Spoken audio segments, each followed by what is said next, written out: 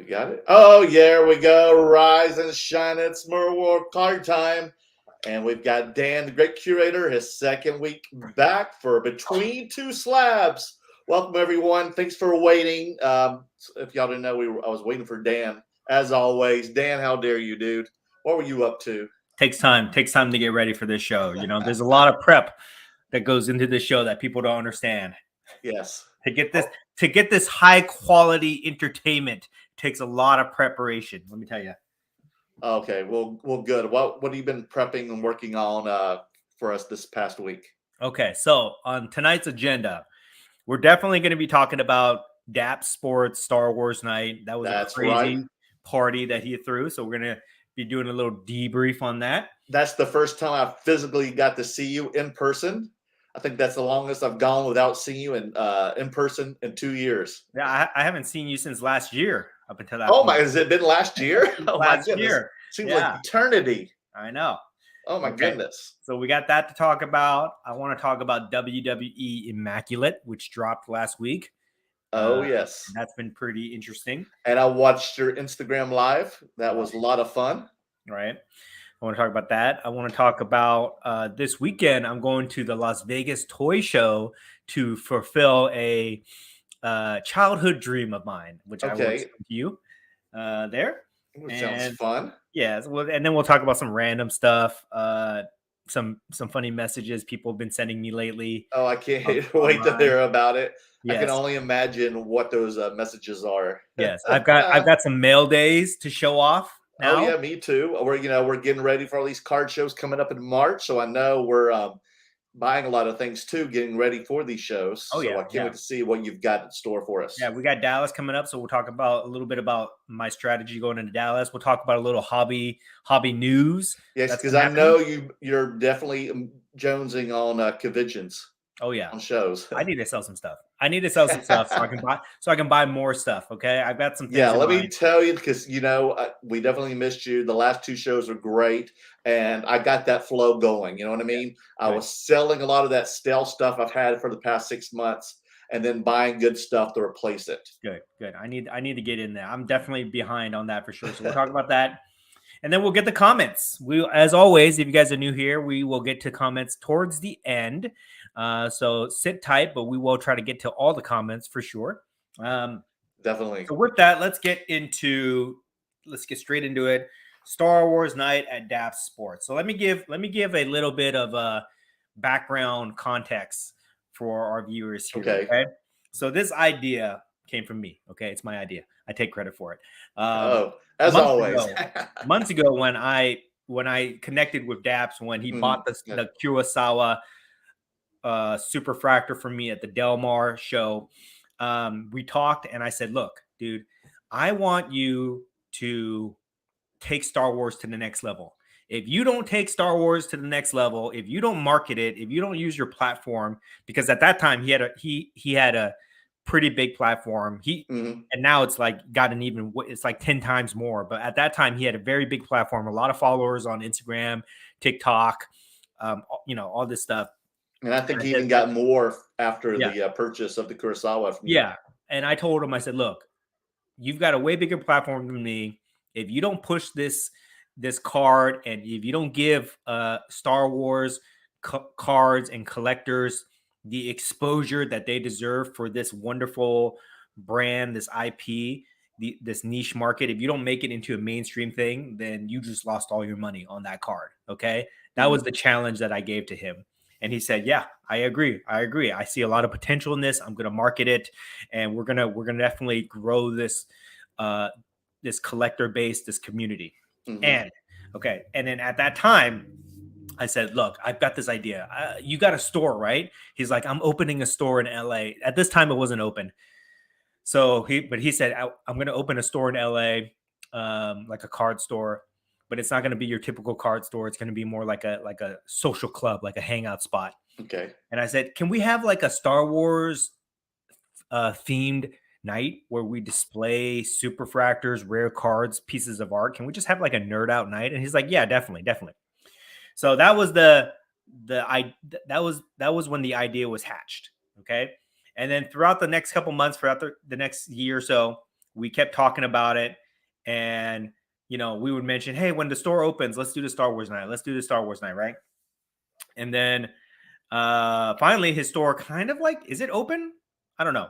I don't know. I was going to ask you the same question. I think it's open. I don't know if it's a hard open or a soft open or what. It's like a soft opening. I told everybody it's soft, but I'm not sure. Yeah, so it's there. He's got the store all set up. I don't know if he's advertising or if it's like by appointment only. But I think it's appointment only because when I was over there working with them last week, nobody was coming in. It's there. So so he said, okay, let's do the Star Wars night. So in my mind, I thought, okay, like a trade night, right? We put some things on display. We have a bunch of people over. We show off Star Wars cards. It'd be pretty cool. That's what I had in my mind. But he took it to a whole new level where he threw a party, basically. He threw a party. He got catering. He got a DJ. He got a bartender, open bar. He was giving away prizes. And they were craft bartenders. It was like an industry, like an L. It's very LA to me. It was very LA. It was very hipster party. Yeah, hipsters, socializing, people getting dressed up, all that stuff. It wasn't really, the cards were on display, but it wasn't like about the cards. It was just like a party, basically. It was really nice. He really went all out. It was a Star Wars themed party. That's what it was. And so that blew me away. My first impressions, and then I'll get into, because you actually helped them set up, but I walked in there as a guest because I live far away, so I wasn't. Yes, you live very far away, and I wasn't able to. Minutes. I wasn't able to help him out setting up, but I thought he went all out on it, and I thought I had a great time. I had a great time, and I think it really upped the level of how the hobby can be. You know what I mean? Like he took it to a new level. I don't know how to explain it. It just seemed like a crazy party to me. What do you think? Oh no, it was a lot of fun. It's just his store looks very classy, very high end place, really nice. It's all Melrose, which most people know that the Melrose, strip is a very hip, elite area. That's a lot of millennials and young people hang out in LA, and he's right there in the middle of it. So sorry about that. And it was just a lot of fun, and I had a good time. We helped set up with Pop Count, Eric Estrada. He and I were decorating the place all week, and Daps has a big staff, and he's got another office that's across the street. And it's funny because when I went across the street, I went upstairs and noticed that his new office, that I used to throw raves there 20 years ago. And the place is huge. He has 2 people now doing breaks. So his office across the street, I don't know if you got a chance to see it yet. No. It's like 4 times the size of the place now. Can we stop for a moment? Yeah. Can we just go back a little bit there? Okay. Let's rewind. Mm-hmm. You used to throw raves? Yes. Did you guys hear that? Merlin said the Daps office, Daps HQ, is the same place that Merlin used to throw raves. Yes, and we even have bands, everything. It was a lot of fun. I'd say at least 20. 20 years ago, Merlin was throwing raves. Can you guys believe that? Because I lived right up the street, so it was very convenient for me to come down and then walk home. If you guys don't know, Merlin used to be a DJ. What was your type of music that you would DJ? Oh, definitely house music. Funky house, fun house, vocal house. Some like remixes, like I play like Coldplay's Clocks, the house remix, or U2's Beautiful Day. It was like, you should have seen me in my Jinkos, my big baggy pants, my spiked up hair with my Adidas hat on. Can you guys imagine? Does any footage? Half the weight I am now, super skinny. Yeah. Does any footage live on the internet of you as a DJ 20 years ago? I don't know if it lives on. I tried looking on YouTube, hitting all the massive arrays back in the day, with the Warren show, like Nocturnal Wonderland, EDC, all those, How Sweet It Is. And all I could find was my friends who I was hanging out with at that very show. Marie and I were watching them during Christmas. I was reminiscing. and I would see my friends walking around in the video footage. It was pretty funny. Okay, so yeah, so the more you know, right? That's some trivia. Oh, That's gonna definitely. be It's kind of that's gonna be hilarious because I would between have two a slabs sheet. trivia. I would have a sheet which DJ was playing that hour from like 10 to midnight, 12 to 2, whatever. And then you would see everybody's vinyl. This is before digital, so everybody had their cases of vinyl all over the place. Okay, all right, and the next question I have is, how much acid did you take back in those days? Not that much. I can't. Not that much. Not that much. He said. I can't do that and DJ at the same time. It would look like a Pac-Man trying to eat me alive or something. Okay. I don't know if that's not safe. All right. So let's move on from this before don't we do go way acid down, and before do, we go way down the rabbit hole and hear records. all of Merlin's stories.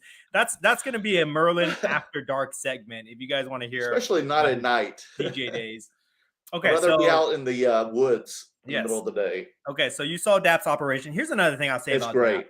I'll give Dapp's a lot of credit. He has a professional operation. Mm-hmm. Like he runs a business. I thought the first time I met Dapp's is I saw him at like the Beckett Industry Summit show last year, 2 years ago, something like that. I saw him on stage breaking, and he was just your typical breaker. Oh my God, I got this, bang, yeah, all that stuff. And I was like, look at that, bro. Right, yeah. Just like many breakers out there. No offense to them, but they're like a dime a dozen now, basically. But he's got a real. He must.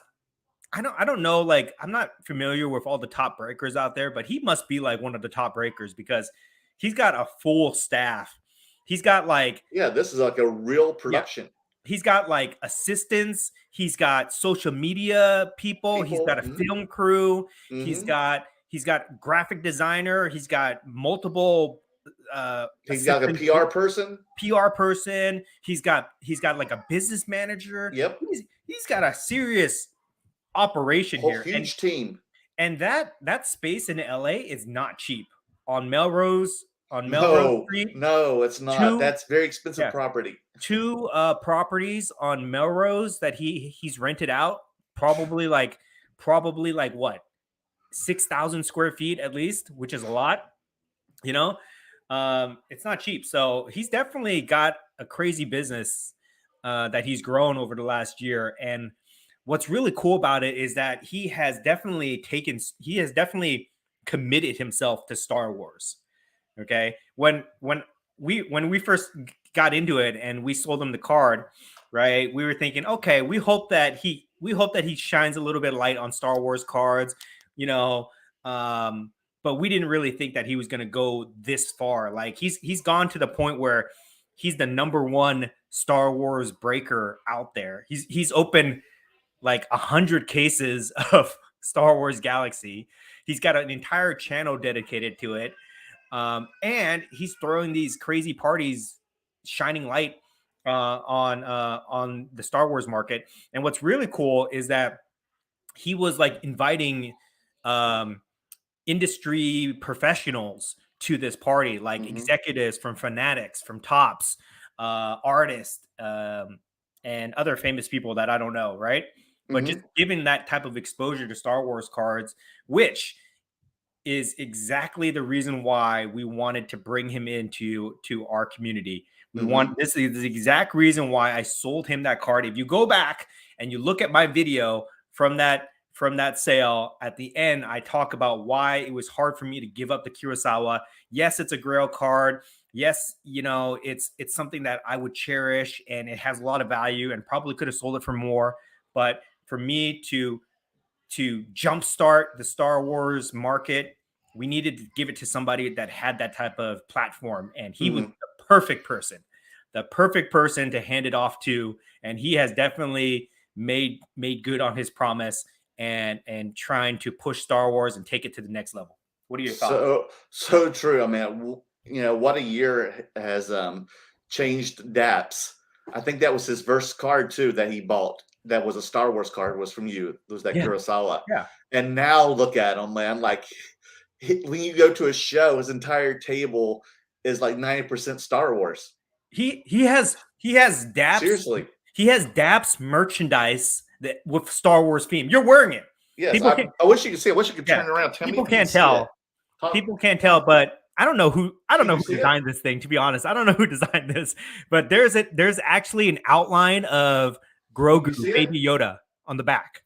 Can you see it? No, you can't see it. Tell me. Okay, it's just not reflecting. Yeah. Okay.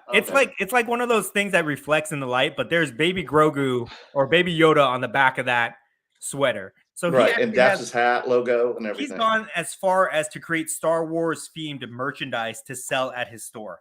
That's how crazy he is. And here's It's the very one thing I want. subtle. But Here's what I want to point out. I'm giving him a lot of credit for this, but this is what I want to point out to a lot of people here. I got a lot of criticism when I sold the Kurosawa to him. Okay, oh, yes. a lot of people Me too. were talking shit about me, and a lot of people were talking shit about you Yep. for selling the car to me. Mhm. Okay, and then me passing it to him because they're saying, "Oh, how could you sell it to that guy? He doesn't understand. He's just a flipper." Or how could you let that grail go? Or you don't know. You let it go too cheap, and this and that. Blah blah blah blah. Right? Just people bitching about something that really doesn't even concern them. But here's what people don't understand. If you want to grow the hobby, if you want to grow a market, right? Sometimes you got to move cards. You got to show people that some certain cards have value, and in order to validate that value, like everybody has a card that they claim is a grail card, right? Right. How many times have people shown you some type of one of one card, a really rare card, and they say it's worth $5,000, $10,000, whatever, right? Some big number, some inflated number that they have, and you roll your eyes, right? You're like, oh, come on, the card's not worth that much, right? People don't accept the value of cards until it's validated by some type of confirmed sale, usually eBay sale or private sale or things like that, right? So that's what I wanted people to understand, is that in order to take Star Wars cards to the next level, right? You need to have some type of big sale to validate that. And that was the moment that we did that with Daps. Mm-hmm. And from there on, it has only continued to grow. There has actually been bigger sales than the Kurosawa. The Kurosawa is no longer the top sale. The Yoda on Dagobah, right? And we know that person too. Is the top sale now. So these things kind of grow from that. And sometimes you have to let cards go into the community, into the wild, let other people enjoy them in order to raise the value of other cards. Mm-hmm. And I think that was our intention back in the day when we did that. And it has definitely come to fruition, I think. And from all the talk that I'm hearing from people that I know at Topps, from people that deal with Topps and Fanatics, I think that they finally have recognized Star Wars as a legitimate IP that they're going to push and give a lot of marketing to. And I think that Star Wars is going to just continue to grow from where it is right now. It's grown a lot in the last year and a half, 2 years, but I think it's going to continue to even get even bigger with all the marketing that's going to come. Oh, definitely. With the entire franchise, with all the shows and movies that have come out and that are out right now on Disney Plus, the parks opening up at both Disney World and Disneyland, and then merchandise just in general. It's become part of our lives, like Disney has, and Disney owns it now, which is crazy. Right. And that's what we wanted, right? Because we play in this market, we play in this alternative pop culture market, Marvel cars, Star Wars, wrestling, things like that. And we always looked at it as like very niche, tiny little market, but we wanted it, or we believed that it could be as big as sports cards, right? Mm-hmm. It should be on that same level as sports cards, if not bigger, considering the IP that it belongs to, Star Wars, right? So I definitely kind of like felt a sense of pride going to that Star Wars night and seeing all the effort that's gone into it and seeing all the potential that will come from it. I was like, yes. Mm-hmm. I feel like I made the right decision back in the day by selling that card Daps and unleashing this monster that he's become in the Star Wars community. Yeah, I mean, even like I said, I mean, people gave me help because I said it was my grail card I was looking for, but and you bought it from me. I was pretty stubborn on the price. I gave you a promise, the number, and I was like, oh, and then I told the other people what my price was, and I stuck to it. And thinking, even then, I thought it was too high, and that I'm not going to ever sell at that price. You Right. know what I mean? And you were like, no, you saw everybody coming up to me the first time I put it in a display case. And I was like, you know what? Nope, I'm going to stick to that number. But Dan kept seeing everybody coming to my booth over and over again. And Dan sold some cards and goes, you still promise at that number you're going to give me? And I said, yep. He goes, here you go, man. Because he saw the popularity rise. He saw me selling graded slabs of the Star Wars Chrome Galaxy from last January in Dallas and to March, and seeing the popularity rise. Like, he saw me getting wiped out of this card. So he knew that I was onto something. And we were the only ones with it. And I knew what Dan could take it to another level. So I sold it to Dan. I knew Dan could tell a story with it, and I wanted to see where it went.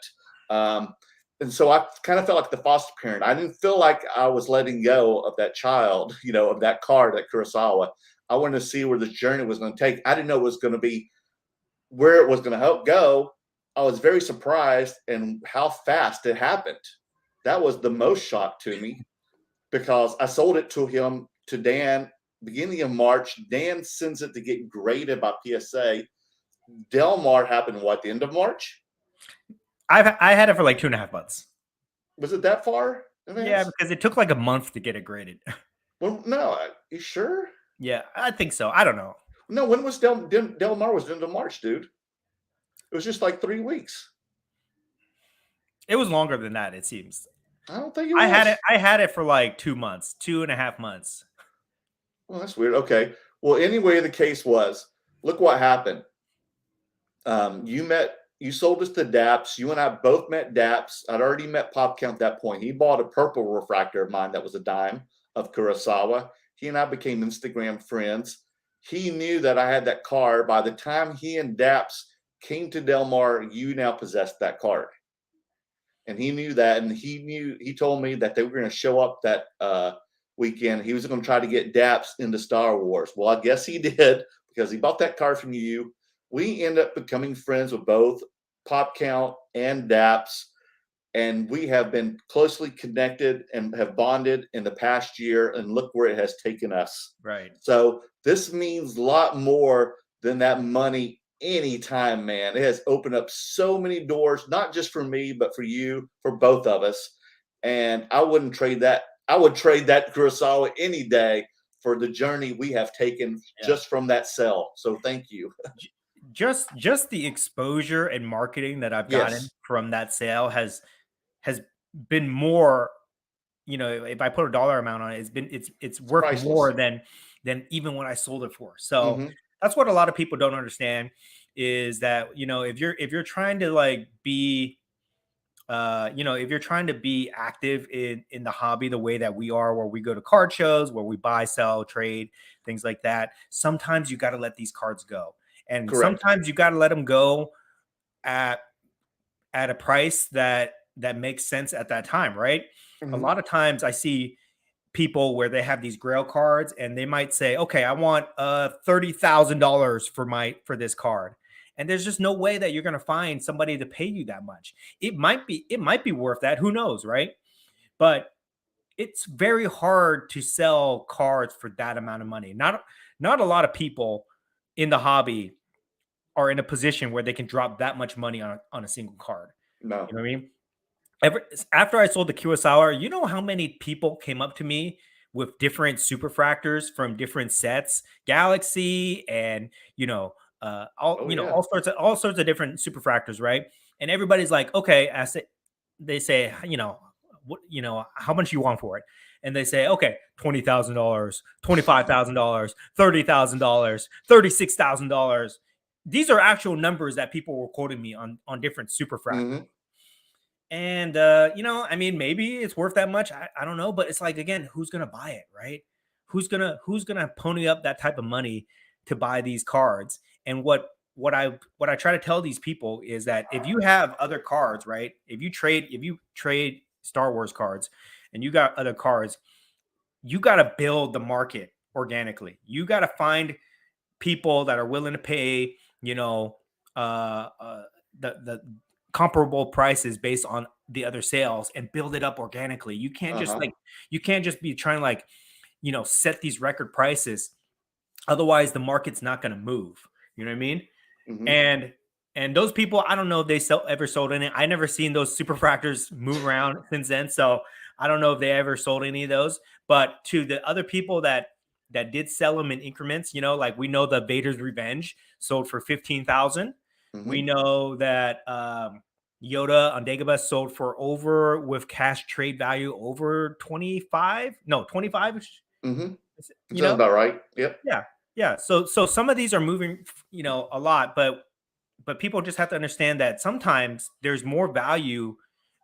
Sometimes if you just take a little bit less on the front end, you can make a little bit more on the back end with some of these deals. And I think that's like the biggest takeaway that I got from that Star Wars night, just seeing how Daps had put together all this and build up this market. And we've made money on Star Wars since then too. We've sold a lot of lower end cards. A lot of people have made money on Star Wars cards. I see LA Card Guy in here. I know David's made a lot of money on Star Wars. Even Mama Breaks has made money on Star Wars. Yeah, they all did well with it at the Bourbon Card Show. Yeah, but that was my biggest takeaway, and I thought it was really cool because Daps, he knows this too.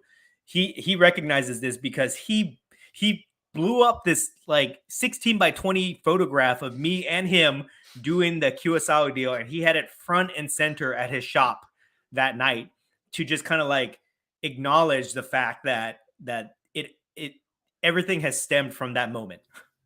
Oh, definitely. That's so true. Yeah. So kudos to him. I'm excited to see where he goes from here, and he's definitely not done.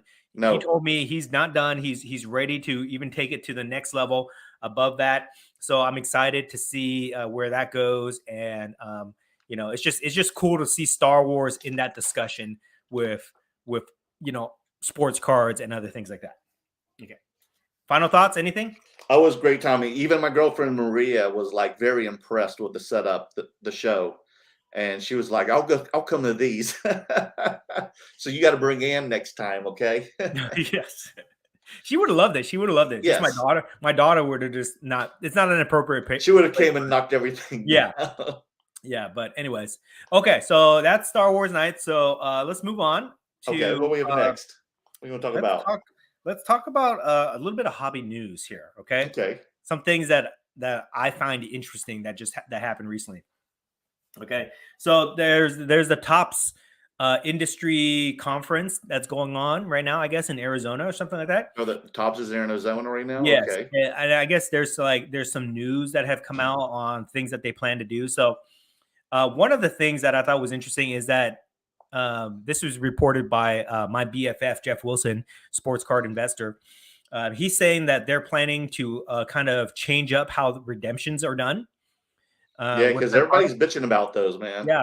He said that, I thought this was really interesting. He said that the redemptions are going to be, they're going to have some redemptions where, instead of getting a card, that athlete will follow you on social media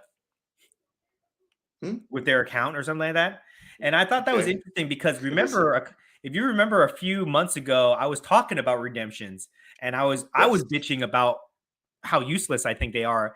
And I was saying, they should change redemptions. They should make it so that you could I don't know, meet the athlete or something like that. So I'm pretty sure there was some Topps executive, watching that day and they're like, you know what? That's a good idea. And they were able to figure out a way where they could do it easily without, really bugging the athlete too much. So I'm going to take credit for that for sure. That was my idea. Okay. I'm pretty sure Topps executives watch Between Two Slabs all the time. And they take notes about our ideas. So if you're watching, hello. And then the other thing that they said about redemptions is that they plan to, according to, the report, they plan to phase out redemptions eventually. And then replace them with what? I don't know, the actual cards that they promise. You know what I mean? Oh yes. So I was thinking. So this got me thinking because I opened a box of WWE Immaculate over the last week, right over the weekend, and we'll talk about the set in a moment. You've got quite a few redemptions in those But boxes. I got four redemptions Out of how many boxes? 5. Oh yeah. Okay, I got 4 redemptions out of 5 boxes, and 2 of the case hits are redemptions here. And I don't know, like I don't know how I You were feel about so this. annoyed on the live stream. Yeah, because these redemptions, they're good. One's a triple autograph Oh, who's redemption. a triple autograph of? Bret Hart, Jeff Jarrett, Kevin Nash. It's Oh an my, that's NWO. freaking awesome. It's an NWO themed triple autograph out of 5. Rare. Nice. And then I got another one, Hulk Hogan auto out of 20. Okay. Dude, you scored. So these are awesome. But Yes. it's like, it's a little piece of cardboard with a little sticker on it. You know what I mean? It's nothing. It doesn't make me excited to pull these things. And then with the reputation that they have, where you're not guaranteed to get the redemption. You know what I mean? You're not guaranteed to get this card. If they can't fulfill the redemption, they'll give you an alternative, which usually we've seen horror stories of people posting these things. Usually it's like junk, basically, right? Mm-hmm. And even sometimes like at the National, they'll offer you like a blind box. Oh yeah, I've seen people do that. A card, right? As part of the redemption, like the white box or the black box, one of ones, which they just made up, right? So I don't know. I just feel like redemptions are kind of lame to me. Have you ever redeemed them? No. Never. I'm trying to sell these. I redeemed like the select XRCs of football. Did you get it? Yes, because I wanted the card so bad, and I was actually buying the redemption cards, and I bought Joe Burrow, Clyde Edwards-Helaire, which was the bad worst mistake ever. Herbert, I had a lot of them. Yeah, I was buying them for like nothing.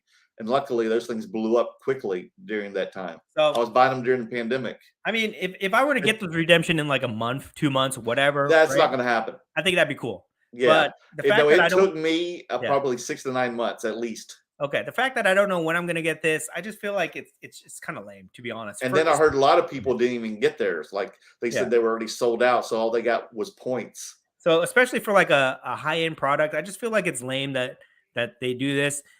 I can't think of anything else that gives you a redemption. Any type of blind pack, blind box. I can't think of anything else that they would use a redemption. Like when you buy toys, right? If you pre-order toys, like collectible toys, you don't get a redemption of it if they can't fulfill it. You know what I mean? You get the toy. If you buy those blind box vinyl figures that I told you about, you don't get redemptions for what they promise you. You get the actual toy. Like they don't produce these things until they have it. They don't like release these things until they have it, right? But with cards, it just seems like they're so, I don't know, the scheduling, how it works out like that, where they just can't produce these cards. It just makes no sense to me. I wish I would even take the actual card without the signature. Okay, I would take that over a redemption, over this, and then redeem that later. They should give you like some type of actual placeholder where you have something to be excited about. You know what I mean? That's just my thoughts on that. Okay, so hopefully that they do phase out redemptions, and I would be cool if they gave you redemptions in the form of like an experience. You know what I mean? Like what they're doing with the follow you on social media, or maybe a ticket to a game, or ticket to an autograph, like a private autograph signing. I would totally accept the redemption if it was like something like that, where I feel like I know I'm going to get something for sure. You know what I mean? But anyway, so any thoughts on that before we move on? No, it does take a while, and then what baffles me is when people say they didn't even get it, that they were out. So how come you couldn't? You didn't have enough. That puzzles me. Like you should have those allotted. If there's 49 patch autos that you put in for redemption, there should be 49 there. Yeah. How did you run, or did they put 90 in there? They stocked them. whoever's in charge of like the logistics of this, I don't know. Terrible. I think they could do better. I think they could do better. All right, so Yeah, wasn't there even some in Star Wars this time for the Galaxy? There were for base refractors. That's crazy. Which makes no sense at all because they have these refractors already. They're there, right? Like we've seen them, but some of them they didn't produce enough or something like that, right? It's just weird. It's just weird to me. I don't know. Okay. This was another episode of what Binge Your Corner. Yeah. Okay. I would rather them just reduce the checklist to whatever they have versus adding redemptions in there. You know what I mean? Right. Because if you look at the checklist on these sets, there's a lot of cards. Like if you're like, it's impossible to complete the set. Like if you're a completist, it's impossible to complete these sets. There's just too many, right? So but since there's so many, then they should just eliminate the redemptions and just have the sets be whatever they produce at that time. You know what I mean? I think that would make more sense. Anyways, okay, let's stop bitching about that. Let's get into the actual product, WWE Immaculate. Okay. Yes. First of all, I love this name. I love my two favorite names are Immaculate and Flawless. Whoever came up with those, brilliant. Is that you, Dan? Brilliant. Panini, the marketing people at Panini, brilliant. The only thing equivalent to that, I would say, is Upper Deck Exquisite. Like that's definitely like the same. Yeah. Like Topps and Transcendent. Topps has Transcendent, but Transcendent doesn't scream luxury to me. You know what I mean? Transcendent seems more like groundbreaking, innovative. Okay. But when you say this card is flawless, it's perfect. This card is immaculate. It's perfect. This card is exquisite. It's like high-end stuff. So I love the names. I love the design of the product. And even Leaf came out with their version. You know what it's called? What's Leaf's called? It's called Decadence. Oh, I like that. Okay. And I bought. Did you even know that I bought at Dallas show that lasted 30 minutes in my hand? I bought a Decadence 1-of-1 gold. Oh, I did tell you. Was it sticker auto? Unfortunately, yes. That it is Leaf, but this card was Dan. If you got this card, you would have caught blocked me. You would have taken this card in a heartbeat. We're going to talk about the sticker autos. It was so beautiful. We're talking about sticker autos in a second here. But okay. So I opened a case of this Immaculate, 5 boxes, 6 cards per box. Okay? 6 cards per box. Okay. So 30 cards for the whole case. Overall for 5, right? The case cost me $19.50. Okay. 5 boxes per case? Yes. Okay. $19.50. So that works out to be like $66 a card. Okay. Damn. That's how it is. Okay, with this. And I gotta say, despite the fact that I got redemptions, the experience of opening this box and seeing these cards was great. It was like fine dining. You know what I mean? Like going to a super expensive steakhouse and ordering the best thing on the menu and having it presented to you. It's like small portions. If you've ever been to fine dining, usually like small portions, right? Oh yes. But like Michelin star here, baby. Yes, but the experience of opening these boxes is like fine dining to me. You know what I mean? Like, let me grab it for you. See, okay. I mean, dude, I feel like you made your money's worth already on one card on the Hogan auto. It's a redemption. Well, okay. It's a redemption. I haven't made my money back. I've seen them listed on eBay for over $1,000. We'll see. I hope so. I've sold a couple of the cards actually, okay. And all the cards are available. So if anybody wants Immaculate, hit me up. Okay, I got to sell the cards. What do we hit you up on Instagram? Yes, Instagram. Okay. Okay. Anyways, so here's the box, right? Immaculate, beautiful box. Okay, Tiffany blue. Oh, right? So that's called Tiffany blue. Yes. You open it up. Okay, you got this tin. Oh, okay? Nice. Okay, a tin in here. All right. You open this up. A lot of layers. Yes. Okay. You open this up. You got this little black box in here. Okay. You pull it out of this. And then you open this up. And then you got the 5 cards. It's like a babushka. Yes. You got the 5 cards in here. And then I think they layer the cards where you get the base card, the numbered base card. You get 2 patch cards. You get like a patch auto or something like that. And then you get like an auto, like a big auto. Yeah, I was noticing a pattern when you were opening up the boxes. Yeah. So I thoroughly enjoyed myself when I was opening this. Like I enjoyed watching.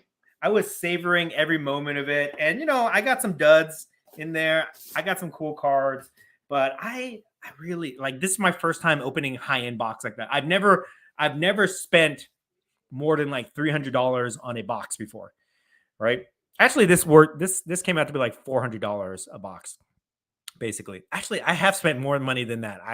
But nothing in this small volume. Usually I buy like big things where I'm opening a lot of stuff, but this is like just to have 5 boxes and 30 cards. That's like the highest end product I've ever opened.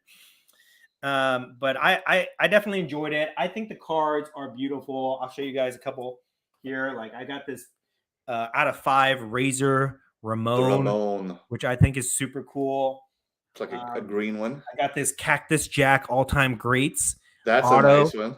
Out of 75. And these are on card autos too, right? You didn't get any with those stickers, did you? Most of them are on card, but there are some sticker autos. There were. Yeah. I got like this KO patch auto card. Okay. Nice. So I think to me, the product is a hit. I think they're beautiful cards. It's definitely the best product that they have right now. Better than Impeccable. Better than Prism, better than Select. I think that these are probably the best ones out there, and the checklist is pretty cool. And also, this is way cheaper than say like football and NBA, correct? Like, how much would NBA box of Immaculate cost? I don't know. I mean, I would assume it's more. You know, oh, it's way more. I think like 5 times. Or soccer. You got some cool patches like this Tommaso Ciampa patch here. That's things like like a that. T-shirt or something. Yeah, something that like looks that. pretty cool. Like, this is like his beard or something. I don't know. But that's his beard. But it's a cool product. And what I love about wrestling, okay, this is what I love about collecting about wrestling, is that it's not like sports where you get a bunch of nobodies. You know what I mean? And there's like a couple cool guys. Like in sports, you have your team. Right. And then you've got like one person on each team that is a star that you can appreciate. Right. Right. But with wrestling, I mean, you could literally be a fan of all these people. Like there's so many people in wrestling that you love to support and you love to watch, that every pack has the odds of you pulling something that you're going to enjoy, you know? And I was feeling that. I was pulling like. So true. I was pulling. And they even put legends in there with the current wrestlers. And the legends are what I love the most, you know, because I just grew up watching wrestling. So I got this card of like Road Dogg, right? And you would think that Road Dogg, yeah, Road Dogg used like probably worthless card, right? Who cares about Road Dogg? But I'm a big fan of DX. So when I saw this card, I popped, you know, when I got that. And then yeah, what else here? Here's a card of Asuka. So I'm a fan of Asuka. Yeah, and she's going for the title WrestleMania. That's pretty cool. I like the Street Profit. So I got this Montez Ford card. That's pretty cool. Yeah, I showed you the Razor. Going to get a singles push soon. I showed you the Razor Ramon card. I got this cool card of where is it? I don't even have it on me here, but China. I got a card of China. Oh yeah. And like here's China right here. So this gold of China. So just like there's a lot of cards in here that you're gonna enjoy if you pull it, if you're a wrestling fan. Yeah, I think they're doing a docu-series or something about China pretty soon. Oh, okay. Like the next week or two. That'll be interesting. See advertisements for it. So wrestling for me is a very enjoyable product. Plus, I think this is very interesting that a lot of people don't talk about this. Okay. What's that? In sports, what are the cards that are worth the most money? Of the players, what are the players that are worth the most money in sports? Well, the GOATs and the superstars. Are they the most money? Yeah. Or like the who's rookie cards. The rookie cards, right? Mm-hmm. People prospect and they buy it and they pay crazy monies for these rookie cards in sports. And usually the legends are like the lowest, like besides the nobodies, they're like the lowest, right? Mm-hmm. Like you could get like a Magic Johnson autograph for like under $300. You could get like a, Joe Montana autograph or no, and they were even cheaper than that just a couple of years ago. I think during the pandemic, people started wising up. Right. You could get, I don't know, legends of baseball. Who's a legend in baseball? I can't think of anybody at the top of Nolan Ryan auto Nolan Ryan, that's current. for like $100, Right. right? So usually in sports, the prospects command the highest amount because people are speculating, and then the legends are just like, baseline floor prices. Mm-hmm. But in wrestling, it's the opposite. The legends, the people that we love, the people that are most accomplished with their careers, they command the most money. Hulk Hogan, The Rock, Stone Cold Steve Austin, John Cena, right? Those guys usually command the most money. And the people that are usually the least amount are the prospects, the people in NXT, the people that haven't got a push yet, that nobody really knows, right? That's the way it should be. I think that's the way it should be for when you're collecting. You should be paying the most money for the legends, the people that are champions, the current champions, things like that. And the least amount of money for like the nobodies, the rookies, things like that. So that's why I think wrestling is very interesting to me. I'm super into it because we're in WrestleMania season right now. We're like a month away from WrestleMania. So I'm super into wrestling right now. I think it's one of the most enjoyable things to collect because you can get so many hits that you're going to enjoy. Plus the pricing and the chase cards, they make sense because the legends are on the top and prospects on the bottom. So I'd love to get comments from people that collect wrestling. If you're in the chat right now, you collect wrestling. I'd love to get your thoughts and comments on that. Do you have anything to add? Yeah, I mean, I thought you're going to mostly pull a lot of stuff. That's why I wanted to watch you open these up because I really thought, again, like you were going to get a lot of scrubs or you were going to get the ding dongs or doink or like just stuff you're like, oh my, either if it was legends, it was going to be like, oh, that person, oh, horrible. Like who was the garbage man guy, the repo man, dumpster Josie. Yeah, or you were going to get like just a bunch of NXT people who've already like gone and passed through, never made it. But no, it was very well distributed. You got a good variety, and you mostly got stars out of those boxes. Yeah. So I think I got lucky, to be honest, on that. You think so? You got a hot case? I think I got a hot case. I got lucky on that. By the way, remember last week I told you I bought into my first break? Yeah. For Immaculate, I bought Charlotte and Rhea Ripley. Okay. I couldn't believe it. I didn't get anything. They didn't pull one of those cards in the case break, so I lost. It was a waste of money. Total waste of money. I will never. Well, you wouldn't even want it from your case. Yeah, right? Exactly. Right. So, I mean, I'm never doing breaking again. I could not believe that I couldn't even get one card. It was $150 down the drain. Okay. So yeah, that's the chance you take. That's the gamble. Yeah. So definitely gamble. But anyways, I really love this product. I love what Panini's doing with their WWE license. For me, the only way they can top this is if they come out with Flawless next. Which I don't know if that's in the works, but if they come out with Flawless. Well, I was told that WWE cards or the sets are coming out the same pattern as UFC did. So you have to see what was released for UFC after Immaculate. Okay. Well, I'm definitely a fan of this, of all these, and I love it. I love to see these things. For the most part, they are on-card autos, but there are some stickers on here. That's crazy. Which I think, here I'm going to gripe about the product a little bit. I think that with a high-end product like this, you just cannot use stickers on them because people don't want them. People don't want stickers for a high-end product like this. You know what I mean? Maybe in your entry-level products like Chronicles, you can have sticker autos, things like that. And what was that product that came out before that? Revolution or something like that? Yes. You can have stickers. Is like a lower end. Yeah, like entry-level products, lower end products, made for kids, made for entry-level collectors. You can have stickers, no problem.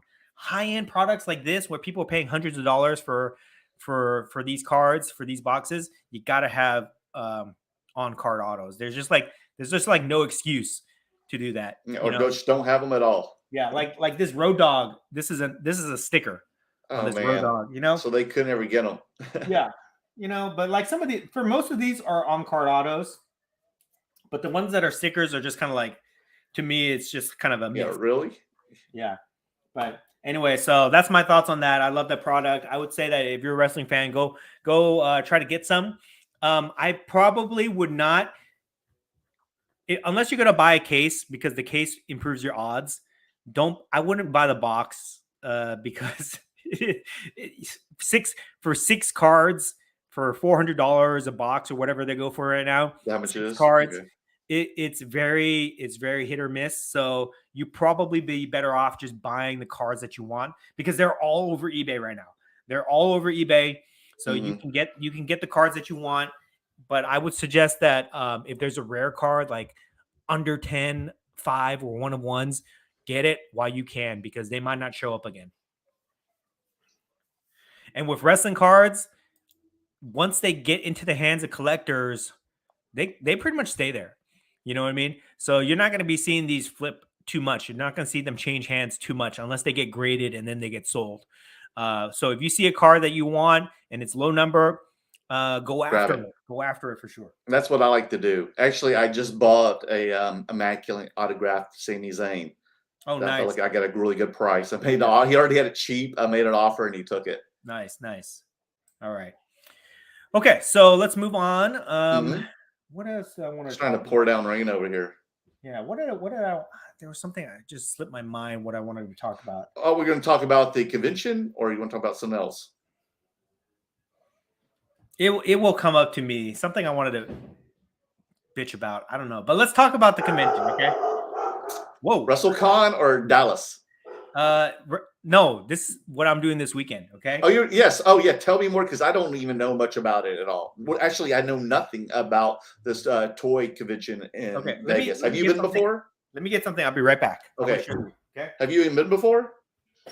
I like to know what it is. Dan and his toys. I want to see him. We've got to set up a toy show sometime. I know WonderCon's coming up. I'll have to stock up for some pop culture stuff and anime and superheroes and blah, blah, blah, blah. Okay. Love his display. This weekend, I am going. Oh, okay. I remember what I was going to talk about. Let's revisit that in a second. Don't let me forget Disney Lorcana. I need to talk about that. Okay. What's it called? Oh, Disney Americana? Lorcana. Okay. Oh, that's the cards. Yeah, I need to talk about that. Okay. Yes, we do. This weekend, I'm going to Las Vegas, where I'm going to be going to the Las Vegas toy and comic show. I'm not setting up. I'm just going there. But I'm going there with one specific mission. Do you know who Peter Cullen is? No. Who is he? Okay. Peter Cullen is the voice actor of Optimus Prime. Okay. He has been the voice of Optimus Prime since the TV show 1984. Whenever oh gosh, when I was a kid, he has been in multiple cartoon iterations of Transformers. He's done the voice on all the live action Transformers movies. Oh really? He's done still his voice. Video games, everything. He is the voice of Optimus Prime for everything, pretty much since the 80s. Pretty much. There's only a couple. How old is he? He's 80. He's in his 80s. Wow. And there's only a couple like TV shows where cartoons, like short-lived cartoons, where he was not the voice of it, but pretty much he is regarded as Optimus Prime. He is Optimus Prime.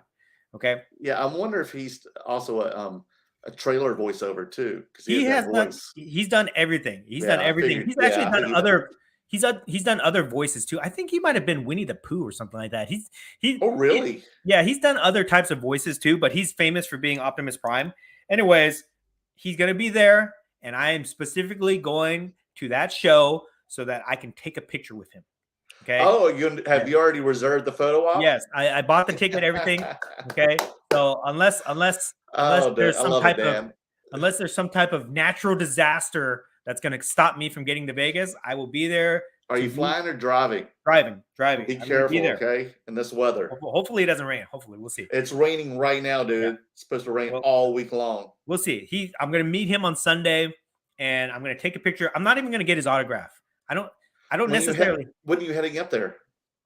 Saturday. Okay. Yeah. Okay. But get his autograph. You can. I have my childhood Optimus Prime toy. Okay? Oh wow! Look at that. This is the original Optimus Prime toy. It converts into the truck. Everything here. This is my childhood toy. It's been very well played with, but I still have it. Okay. After like 35 years, I still have this definitely toy. Played with it. I can tell. Yes. I'm going to take a picture with him holding this toy, and I'm just going to fulfill a childhood dream of meeting Optimus Prime this weekend. So I'm super excited for that. Oh, yeah. I know how you feel. That's how I felt when I met Sid and Marty Croft on the set of Land of the Lost. And then, oh, yeah, true. And then they gave me like the very first set of the DVDs, the season. Yes. Do you know what HR Puffin stuff was? No. Have you heard of it? No. That's what I got when I was a kid. I loved it. Tripped me out. And then they autographed my DVD set because I was on the set watching Danny McBride act with Will Ferrell. And I was so excited. There's just something about meeting. There's something about meeting and connecting with childhood heroes that you grew up watching that I think is just super cool. And the reason I'm doing this is because when Jason David Frank, the Green Power Ranger, passed away last year, and I did not get the chance to take a picture with him and meet him. But you did see him around. No, I didn't, because I remember I told you the story that he came to SoCal. Okay. He was at a comic book store signing autographs, and I didn't want to drive out there. It was in the valley. It was like an hour away. And I was like, I'll catch him at Comic-Con. I'll catch him at the next one. Whatever, okay. Right? And then he passed away. So was that soon? Okay. I felt like, you know what? I need to do this. I need to take a picture with Peter Cullen before since he's 80 years old. Yeah, before I lose the opportunity. So I'm super excited about that. I was looking for like a card that I could get him to sign, but there's not really anything iconic that I would want him to sign. I don't know. Maybe I'll see something there at the show, like maybe a comic book or something like that. Yeah. Well, were you not able to find one of the Transformer Optimus Prime cards? They don't look that good, and yeah, and they're all beat up. They're all beat up. So that's why the graded high ones are so expensive now. Yeah. So and it's kind of like last minute when I decided to do this. So I didn't have time, but I think just taking a picture with him holding this, I think that's gonna be super cool. Yes. And I also, another childhood hero of mine, Sergeant Slaughter, will be at the show, and I plan. Oh, the same one, the toy one. If I have time, I'm going to take a picture with Sergeant Slaughter holding the Sergeant Slaughter Superfractor. I'm going to ask him to hold it for me. Okay, so hopefully he agrees to hold it. Take the picture with him, and I've got this plan. I'm going to show you real quick here. I got this plan. Is this sounds like a Papa Jim plan?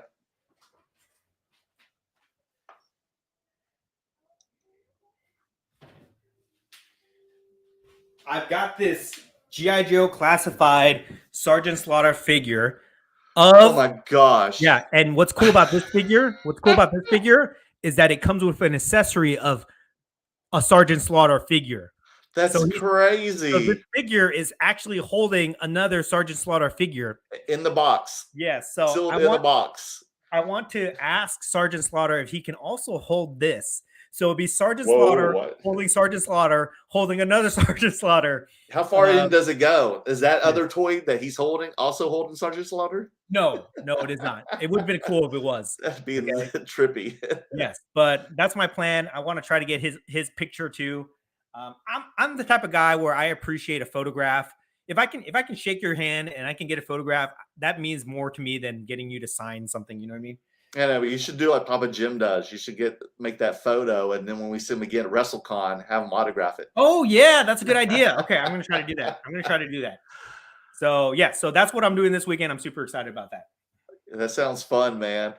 I didn't know there was all kinds of different people going to be there. Yeah, how many tables are there at the show? Where is it? Las Vegas in the convention center. Okay. I don't know. But I think that we should set up at a toy show or a comic show sometime this year. Yeah, it sounds fun. We got to try it out, right? I guarantee you nobody will have what we have at these shows. Oh, that's why I'm so geared up about WrestleCon, man. Yeah, they've never even seen high quality graded cards, rare cards at these shows. It's like they don't even know they exist. So I think there's definitely opportunity there. So we need to work our way into one of these shows. Had you attended the show before? I forgot what you said. No. You didn't? Because you've gone like WonderCon and stuff and these other like toy shows. Have you seen people set up with cards at these shows?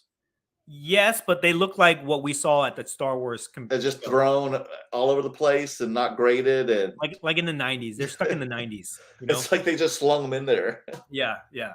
So we can definitely bring a higher end presence to these shows for sure. Okay, so moving on from that, Okay. I want to talk about Disney Lorcana real quick here. Yeah, you're saying that second word so fast. What is this word? I don't know. They made it up. It's the name of the game. Lorcana. Lorcana. Lorcana.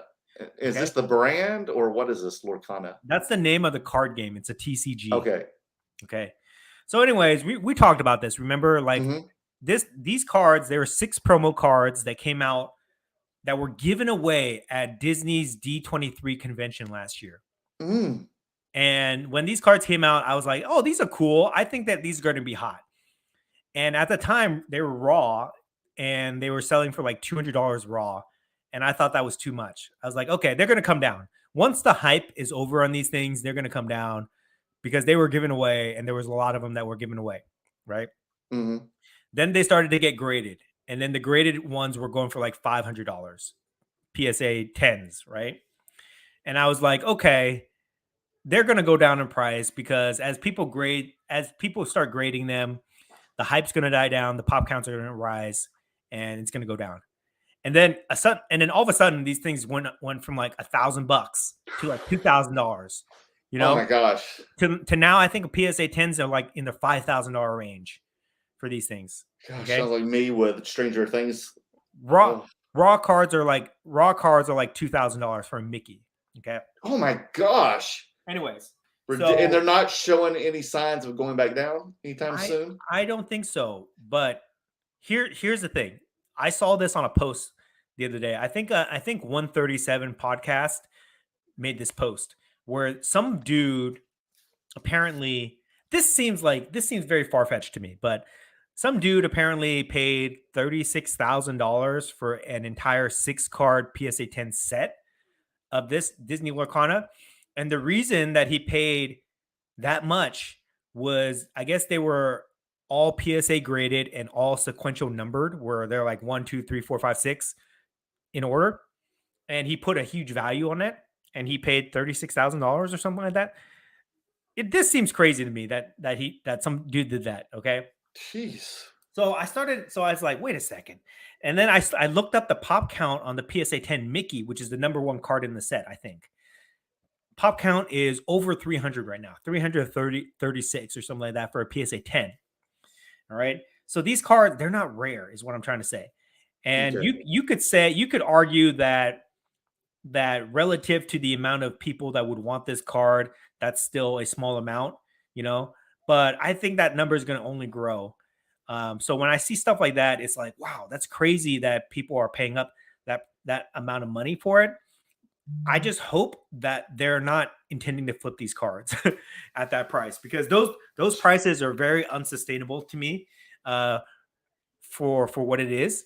Okay. But it's just crazy to see that they're going for that much. Where were they purchasing these? Were they being sold at Disney World on their website? Where?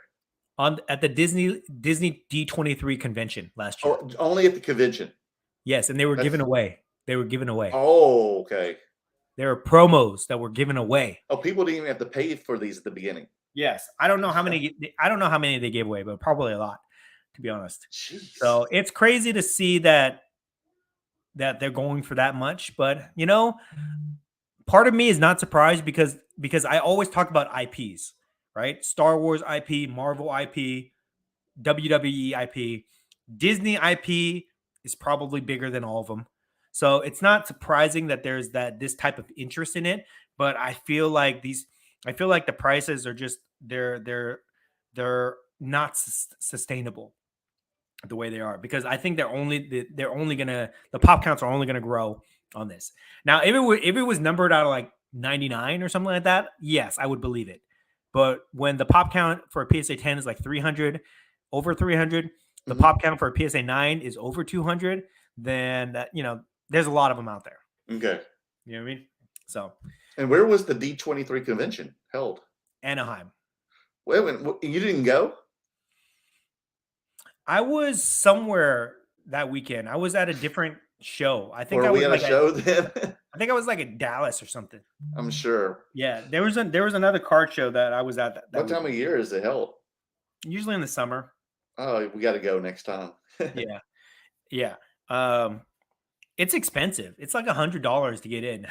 Something like that, right? Well, man, if you get a couple of those cards, then you've got that paid for and more. Right. I guess so. Yeah. So anyway, so that's something interesting that I was paying attention to. So some hobby gossip there. That Okay. sounds great. All right. Anything else you want to get into before we go to comments? No, let's talk about Mail days. You WrestleCon want to show too. off any mail days? Oh yeah, we got to do mail day and a quick recap or preview of WrestleCon next month. Talk about it because have you seen the guests? They've updated the guest list. I wasn't going to tell you until now.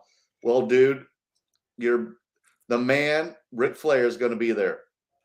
Ric Flair. Mm-hmm. Oh, he's on there. Oh my gosh, the Acclaim with Daddy Ass. Okay. My gosh, the Steiners are going to be there. Okay. A lot of your guys are there, man. Ted DiBiase, even your favorite, the Berserker. Bret Hart's going to be there. Bret Hart, Sergeant Slaughter. That's why I said do the Papa Jim thing. Goldberg, Young Bucks, Mercedes Monet, which is Sasha Banks. Oh my gosh, Arn Anderson. Wow. Okay. That'd be great if they had a Four Horsemen reunion. How are we gonna set up our table when we're going waiting in line for these signatures and autographs? Britt Baker's gonna be there. Buff Bagwell. We need to bring somebody to help us. We need to get somebody to help us watch the table. We'll get Ann. Hopefully Maria that's her Friday off. Yeah. The Dudley Boys are gonna be there. D'Lo Brown. Oh my gosh, the Honky Tonk Man. Okay. Dan, I did my best. I tried to tell them that you how much they were going to give us for you to autograph there too and do photo ops. Yeah. And they were like, what? Yeah. I would charge very reasonable prices. I would charge $50 for an autograph and a picture. Well, I even said like, hey, just pay for our tables because I got the curator with me, baby. And they're like, sorry, maybe next year. There's going to be a huge line waiting to talk to us for sure. At least 5 people waiting. Yeah, I know, right? Between two slabs. Yeah. Okay.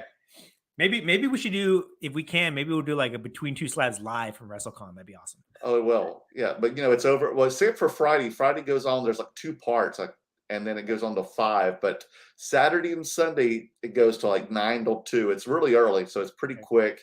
And then there's shuttles there. They're going to be taking people there from the convention to WrestleMania at SoFi Stadium. Oh, wow. So maybe we can jump on one of those buses, Dan, and then find some last minute tickets. We might have to. We might have to try to sneak into to WrestleMania. I had some buddies that snuck into the Super Bowl live from WrestleMania. Oh yeah, I mean, if people have got them on StubHub and they don't sell them, those tickets are still there when we arrive. People are going to do whatever they can to sell them. Well, hopefully somebody from WWE is watching this podcast right now and they realize what a media presence and exposure that we would bring to WrestleMania, so they'll comp us some tickets. Okay, speaking of mail days, I want to show off some wrestling stuff.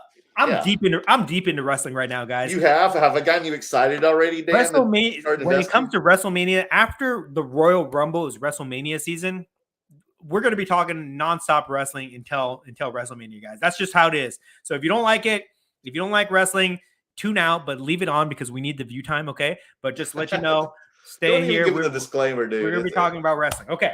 Hey, if I could get my girlfriend into wrestling, then these people could listen to wrestling too. First mail day that I got today is I got this Charlotte Gold Flash Select. Ooh. Okay, this is the Gold Flash. What do they call it? Flash Prism or something? I don't know what it is. Yeah, it's a Gold Flash. Okay, Gold Flash. Because there's a Gold Wave and there's a Gold Flash. I don't know how to tell the difference. Yeah, and this is number 1 of 10, the Alpha card. Nice. I'm an Alpha collector, if you guys don't know. So I got this, so that's pretty cool.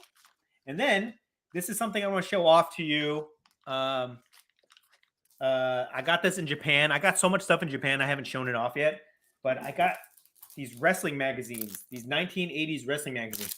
This is 1982. Okay.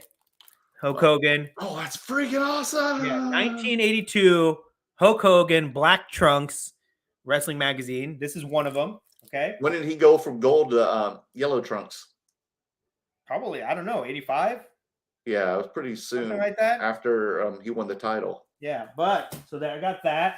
This is a newspaper, but there's a Road Warriors on there. Then it's Paul Ellering on the left, right? Yeah, this is when they were out in Japan. So this is pretty cool. It's like a poster that you can open up. This one is hard to see, but this is Andre the Giant. Wow, look Right at there. that head. This is another like newspaper poster, which I will open these up and get these framed.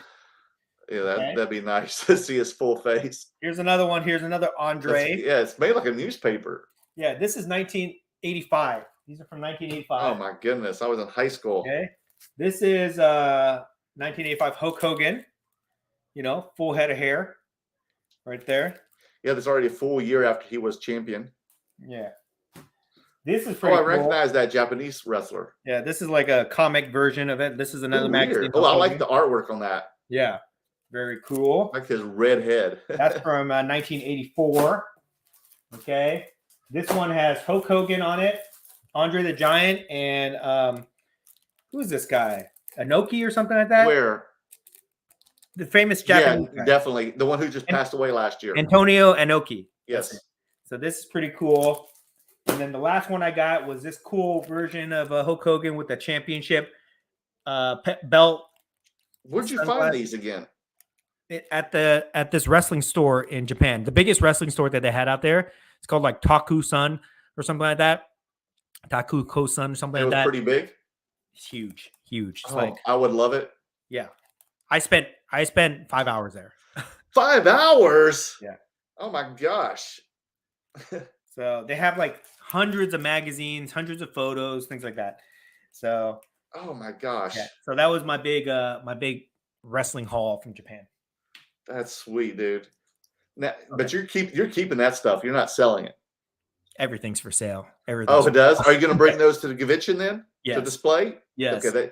That'll be nice. That'll be nice to show and displays there. Mm-hmm. Definitely. Yeah, I've been buying wrestling cards too. I mean, I've shown everybody, I've been stocking on Bella Ramsey because I feel like Last of Us is a huge hit. So she's going to become a star. Great acting, great writing. So I'm just buying whatever I can so people can, own a card. So the kids, these are pretty affordable. I'll take these to Dallas with me. And again, I told you about the variations. They're coming in. Here's the Sasha Banks one with the money stacks. Uh-huh. This is from 21 Topps Heritage called the Variation. And then I've got a graded one of Roman Reigns as the dog. Is that right? Cool. That's cool. Is that why he's a dog? Yeah. PSA 9. I bought a Rhea Ripley rookie. This is from the Undisputed 2020. Autograph numbered out at 25. Her rookie one. And then I found a Transcendent non-auto rookie of Rhea Ripley. Oh, interesting. Does it have a metal border? Yes, it does. See right there? Does it say rookie card on it? No, it does not. But this is her rookie year. It's 2020. Because most of them do. Well, this one doesn't because this shows the NXT UK. But a lot of the other ones from this make do have the rookie sign on it. This one has the NXT UK logo on it. But this is freaking cool. This is numbered out of 99. But I've never seen one of these listed. I love the metal border transcendent cards. They're so like premium. Right. And then I got Dominique Mysterio White Sparkle. Nice. Is that one of one or? No, the sparkles aren't numbered, but I heard they're less than 20. Oh, wow. So like the same with like the zebra and the tiger and the elephants and I don't know what other animal prints they have. And then last but not least, one of the most popular wrestlers, baby faces in wrestling right now, and they don't know what to do with them story-wise, but they've got to do something because the fans are just way over him right now. His very first Topps card, which is the Chrome 2014 Sami Zayn. Do you know what his and these character? Are drying up. Do you know what his indie character is? Huh? Before that? Yeah, his indie character. El Generico. Yes. From Tijuana, Mexico. Is there an El Generico card? Yes, there is. I want to buy it, but if you want to get, someone just posted one. It's from 2011, but I think they made them from 2011 to 14, and I forget what the promoter is. Like, PWI or something weird, or Ohio Wrestling. I don't know what it is, but it's something weird. But he was, even in those leagues, he was feuding with Kevin Owens. Yeah, very cool. Okay, cool. All right, let's move on to the comment section here. I know people have been patiently waiting. I've seen all kinds of comments I want to answer. To be acknowledged by Between Two Slabs. So here we go. Yeah, people ask him some good questions. Carlos, hello everyone. What's up, Carlos? Good to see you, buddy. Lucas, I'm in the right area tonight. Yes, you are. You're always at Tuesdays at 6 p.m. Pacific time, 9 p.m. Eastern time. Always be here. Adrian, CV Sports Card, gentlemen, how you doing? Doing great, Adrian. Now, as always, Emmanuel, pump what you like. That's right. We're pumping it and we're enjoying it. That's right. That's right. The message is spreading. Pump what you like is another term. For those of you who don't know, that's my hashtag that I always do. When people just accuse me of nefarious deeds within the hobby, I always hit them with my hashtag pump what you like, because that's really what the hobby is about. It's about showing off things that you love to collect, sharing that passion with other people, and getting them to want to collect the things that you want to collect because they see how passionate you are about it. So thank you for that. Pop culture and wrestling has definitely come to the mainstream when it comes to the card hobby and card market. Yes. And we're excited about it because we've always enjoyed those things, but they were, for a while really not worth much. And now they're the biggest thing to collect. So we're very happy and very excited to continue doing this. It's just about pride of ownership, guys. Definitely. Look at me. Look at you guys have followed my journey of me building this showroom. Look at this, guys. Look at this. I spent a lot of money on these things. Okay. Mm-hmm. All right. On all these display cabinets and everything like this. This is so that I can show it off. Okay. And just enjoy it and have that type of pride of ownership of the things that I collect. And that's somewhere along the line in the hobby, it became taboo to show off things. There was always an ulterior motive that people put on you. If you show off a card, oh my God, you're just trying to pump it so that you could dump it or whatever, right? And these idiots out there, they misappropriated the word pump and dump on the hobby. And they made it like a bad thing where we can't show off our collection. So I've definitely made it my mission over the past year to normalize that word pump to allow people just to feel good about showing off things that they love, and bringing that passion back to the hobby. You know what I mean? Mm-hmm. Okay. Sorry for getting down that rabbit hole. You opened up a can of worms. You got me. You got me all hyped up here.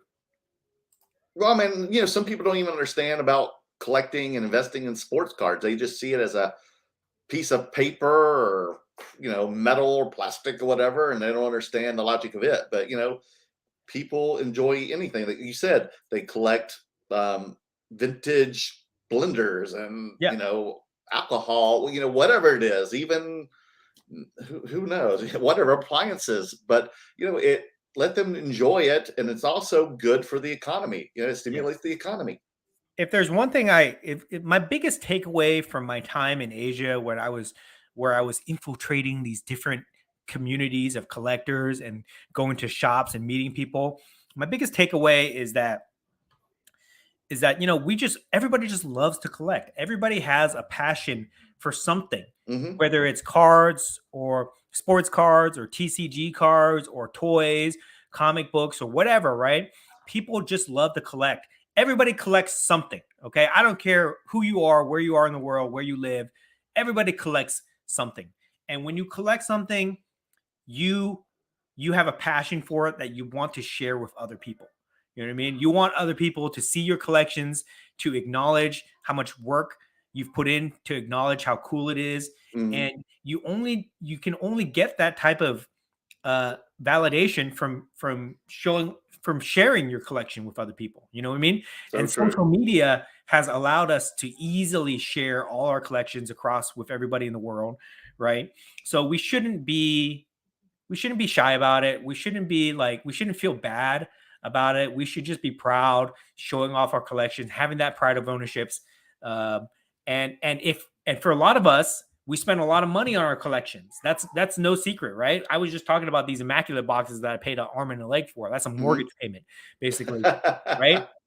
we spend a lot of money on these collectibles, and if we want to preserve the value of these collectibles, we have to continue to be cheerleaders for these markets and expose them, bring exposure, show it off, continue to let other people come into our communities, let other people spend money, collect these things. Sometimes we have to share things and let these collectibles go out to other people, change hands, and that's how we preserve the values of our collectibles. That's how we grow the market, guys. So true. Okay. All right. Enough of that. Let's go. Carlos, love the new display cabinets in the background, Dan. It's coming together. I'm about like, I built everything. I built all the displays. I put all the fixtures in. I put all the lights up. Now it's just a matter of organizing the shelving and the displays the way that I want to. And then hopefully I can show it off and do all this fun content for you guys. Okay. So if you look here, I got the cards kind of set up here. I like the way they look right now. I might change it. This one's going to be like comics. This is going to be mostly like comics here. And then this side is like antique trophies, things like that. And then on this end here, that's going to be the toy section right there. Wow. Okay. So it's going to look good, guys. Hopefully. I'm ready for the grand opening party there. it's going to be a showroom. Okay. By appointment only. Okay. All right. Pokeholo Sports, good evening. Just wanted to say you guys are the best duo tag team partners since the Hardy Boys. Thank you. We just need a Lita. Yeah, I'm gonna say we're like Legion of Doom status. Okay? Oh yeah, that's my favorite tag team. So we're Legion of Doom. Me too. Status. I mean, I was in junior high when I first saw them. Yeah, or you could say we're as DX the Road status. Warriors. We're DX status. Okay, I'm Road Dogg, and you're badass Billy Gunn. Daddy ass now. Sesame daddy. Papa Jim, hello fellas. Good to see you both tonight. Looking forward to Dallas next week. You too, brother. Can't wait to hang out with you late again as we did the last show. What's so great about Dallas, every time I go there, it feels like a family reunion. Mm-hmm. You know, when I go there and I check into my hotel room and I'm in the elevator, I'm walking down the hallway and I see like some guy that I know or some other people that I know there. It's like, hey, what's up? I haven't seen you in a while. It's like a class reunion. You know what I mean? And then everybody's in the same hotel. Everybody sees each other walking down the hallways or eating, or at the show and things like that. It's just a great, great atmosphere. So yeah, I'm already getting texts from people. They're making sure that we were going to show up because they were deciding if they were going to go or not. And now that they know that we're going to be there, they're coming. So we have that much influence on people. If you guys can go to the Dallas Card Show. It's a great time. You will not be disappointed. Carlos, great job, Dan, pushing for Star Wars cards. I'm a big fan, and they haven't let up, man. Yeah, appreciate it. And we're continuing to build it. We're continuing to build it. It's going to be, this is going to be the year of Star Wars cards. Okay, I predict that right now. It's going to be the year of Star Wars. And I think Daps will be there as well, selling and buying Star Wars. LA Card Guy, David, the hobby needs more social events like this. Meaning the Daps Star Wars Trade Night, a place to hang, chat, and appreciate while we collect together. Absolutely. It makes the hobby seem cool. You know what I mean? It makes it like it's like if you go to a trade night and you're not part of the hobby, like if you bring your friend, your spouse, whatever, and they go to a trade night, they're going to be like, they're not going to feel comfortable. You know what I mean? Because it's not very welcoming. But that party that Daps threw, it was fun. It was welcoming. You didn't have to necessarily be a Star Wars fan or card collector to appreciate it and have fun. And it just gives exposure to the hobby, which is what we need the most for it to continue to grow. And see, David drove all the way down from Acton. Yeah. And it was snowing at his house. Oh, crazy. Carlos, what's your DJ name back then, Merlin? Well, since my name is Merlin, I don't want to change and confuse people. It stayed Merlin. Made it easy for me. So, since my name's already all right, you guys can look them up. DJ Merle and Merle. Culture Shock Collectibles. Good evening, gentlemen. Welcome back, Dan. Hope to see you both in Dallas next week. Yes, you will, Culture Shock. Challenge to the Curator Army and the Merlin Maniacs, and between the BTS Army, find find some type of content about Merlin the DJ. Okay, we need that. The hobby needs some type of footage of Merlin as a DJ. You still have camcorders tripping out on acid, playing. I wasn't tripping out on acid. All right. I was sober when I DJ'd, I promise you. Right. When I DJ, no, because I would not be able to concentrate. I could not DJ and drink at the same time even. Big John collector's cards. What's up, everyone? What's up, Big John? Joe Champagne. Dan, great conversation about the 1/1 superfractor part of the show. I say all the time, just because a card business toy may be worth X amount, in the end, it's only worth what someone is willing to pay. Right. You really got to find the right person for that card. It's not easy. Like, it drives me crazy when people say, oh, my card is worth X amount of dollars, right? Okay. To who? To who is it worth that much, right? Mm-hmm. Right? And if you're going to promote it, if you're going to claim that it's worth that much, then you better be the biggest advocate for that card. You got to tell people why that card is worth that much money. What's the story behind it? Why is it so special? Why do people want it? You got to be out there, be the storyteller of that card if you want it to have that much value. Don't just assume that it's going to be that it's automatically that much, right? Because now it's in your hands, so I can just people would come to me. No, it doesn't work that way. Yeah, I have so many people that message me with whatever card, like rare cards, one of one, or just like low pop cards, and they say, "Oh yeah, I want this much money for it." I'm like, okay, so they know you're rich. Yeah, they think that they think that I'm like a billionaire and that I just spend like 6 figures on cards. And they see you on sports card radio and stuff next to King Golden and Jeff Wilson. So I know, you've got to right? be a billionaire. Yeah, they think I'm the highest roller in the card game. You know what I mean? And that I'm going to pay this much. And when I say, you know what, I say like, I'm always polite about it. Usually, I'm just saying, it's not within my budget, right? And they get offended. That I don't want to pay, a huge amount of money for whatever card that they're offering me. I just got this message today. I'm going to show you guys. Okay. I was trying to be nice about it, but I don't want to be nice about it. Oh my goodness.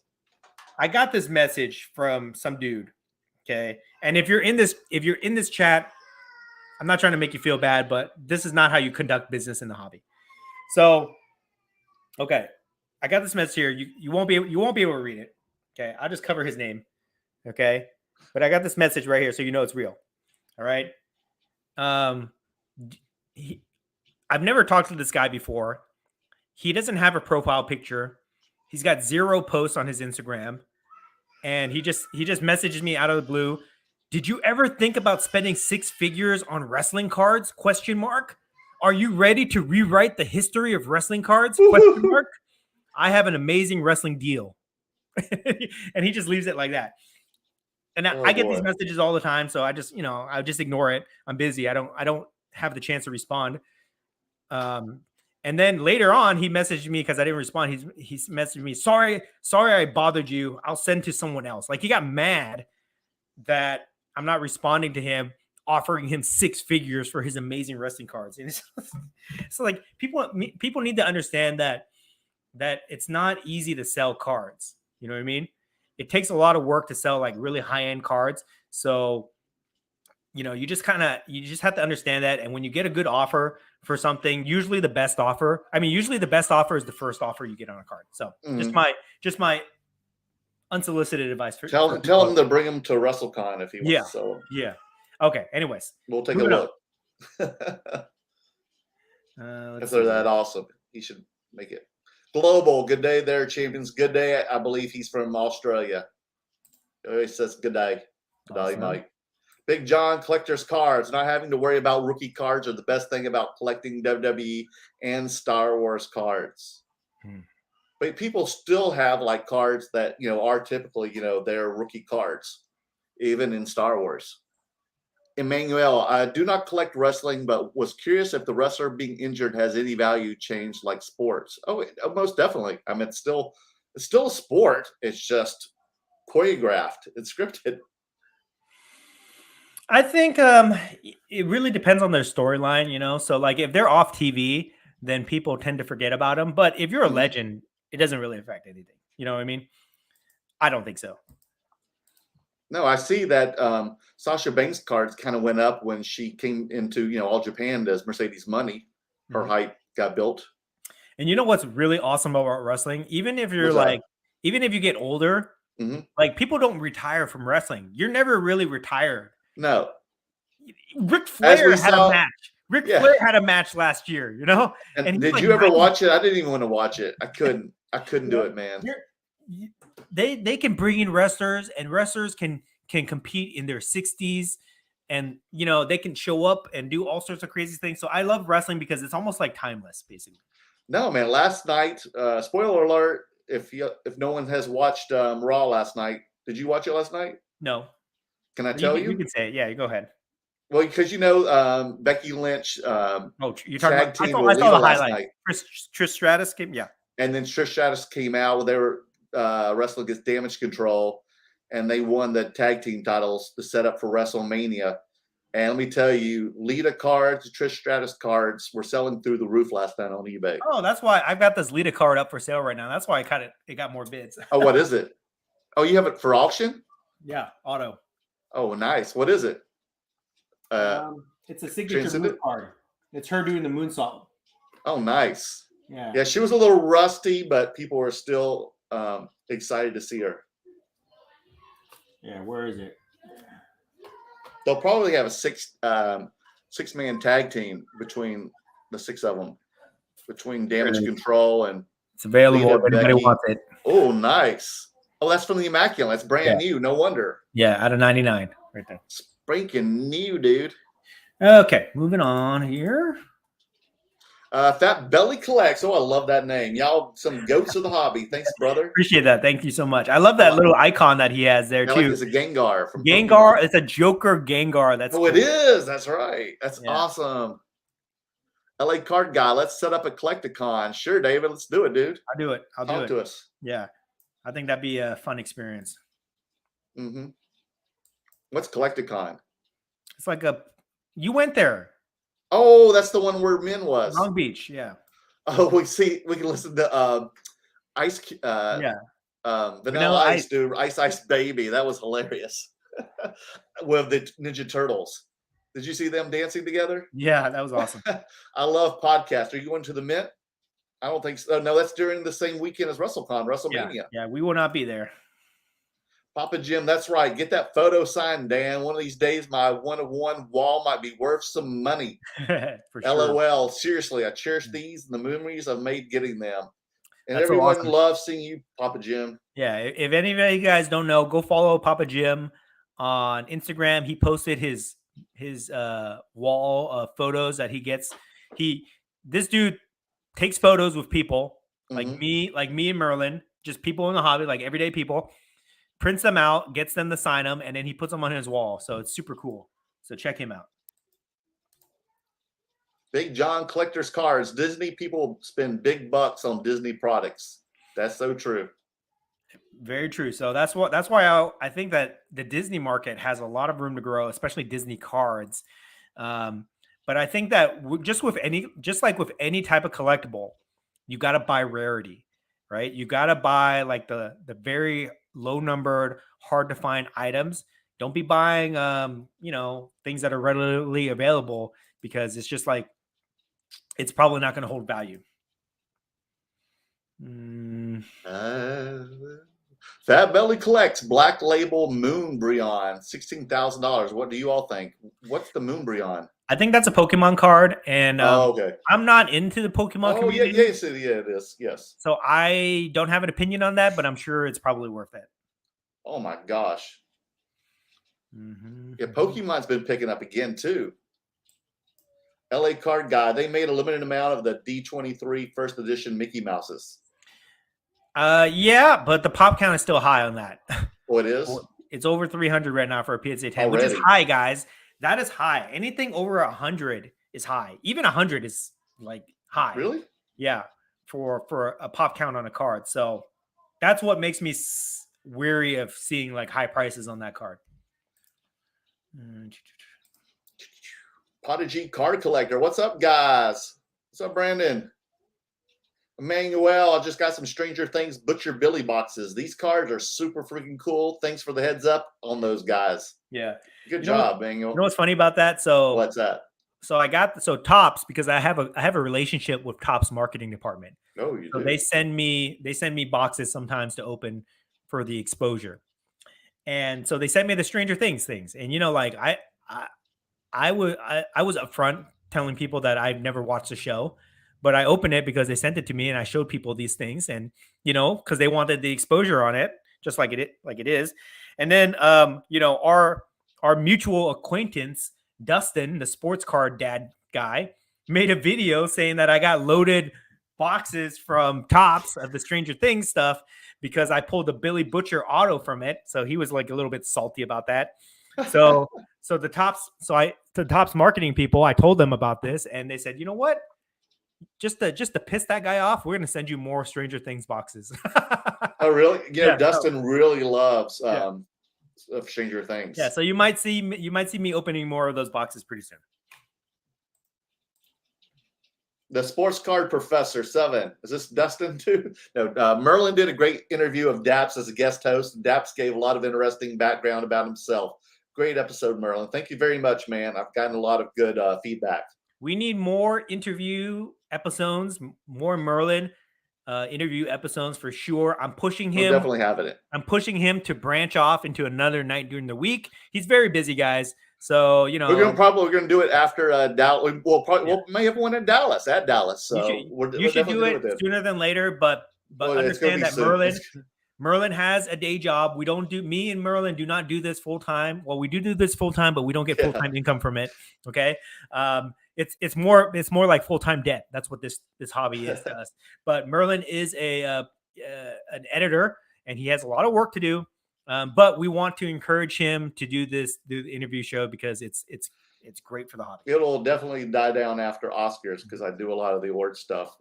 So Oscars is next week during Dallas Card Show. The Sports Card Professor 70th anniversary of Ian Fleming's Goldfinger book released to be celebrated this year. Any future attractions for James Bond trading cards?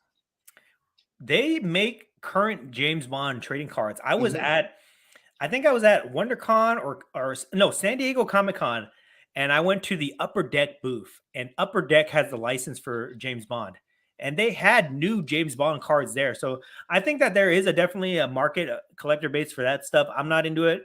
Although I like James Bond, I'm not into collecting his cards, but I definitely think that there's a market there.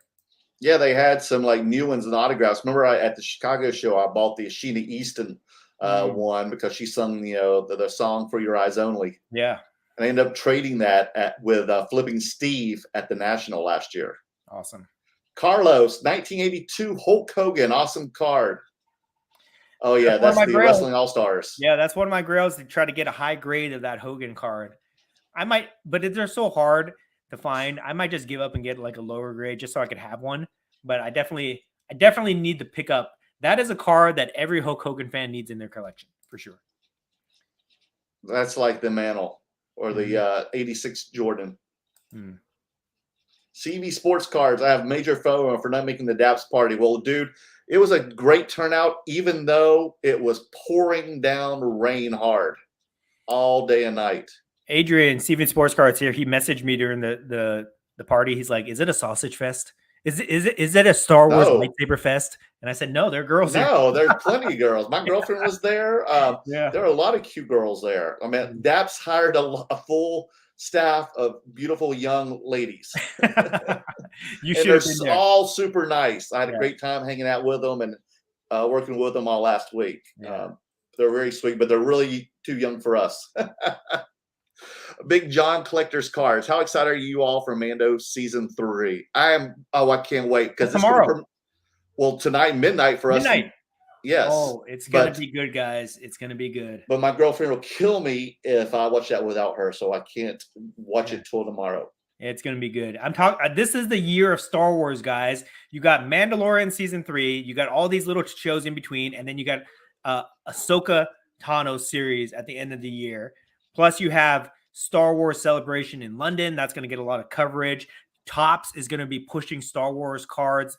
This year it's going to be great. Oh man, I can't Super wait. exciting. I can't wait. Let's rip Australia. I guess that's what that means. You excited for 22 Fleer Ultra Avengers? Ooh. I am. I'm probably not going to get into that. I What? like it. Really? Yeah, I can't collect everything. But it's Marvel. I'm a niche collector, and within the Marvel niche, I'm like a PMG, metal collector. That's what I like. Plus, like my interest spans to many different things. Right now, it's focused on wrestling. So I'm probably not going to get into that unless I see some. If I see some, I don't know what, like cool, like if they have PMGs in there, I might be interested. Okay. But probably not, just because I can't collect everything. But I did see some samples, I think, of that stuff, and it looks cool. It's just not something that I'm focused on right now. But who knows? I might change my mind when I see it. Have you thought about buying some cases to take with you to Wrestlecon and see if people buy any wax? I probably don't want to do that just because I don't have the table space for it. Right. I got these magazines, and I'm going to be bringing wrestling figures too. I was wondering, so you're gonna have a lot of like variety of memorabilia there. Yeah. So probably not, and I have singles too. My theory about WrestleCon is that unless you're a wrestling card collector, you're not going to be spending big money on this stuff. So you're going to want like entry level pricing on a lot of these things. So I'll have like grab packs. I'll have like dollar cards. And that's probably it. Yeah. This is going to be a new experiment for both of us. Yeah. Yeah. Can't wait. JK, are you setting up the Del Mar show in March? Probably not. No. Not sure. I might go for like a day or something. I will not be there because I'm going to WonderCon in Anaheim that same weekend. That's the same weekend. Yeah. Oh gosh. Okay. This year, guys, I'm telling you, I'm pushing this year. I'm going to be pumping a lot of toys, comics, and just like nerd culture in general. It's going to be all encompassing. Okay. I am expanding the content to just nerd culture in general. It's going to be a lot of fun. Because this is the stuff that I love. All this stuff, cards are great to collect, but I love toys too. I love comics. I love just weird stuff. So you guys are gonna see a lot of this. You're gonna see me travel to a lot of different shows this year.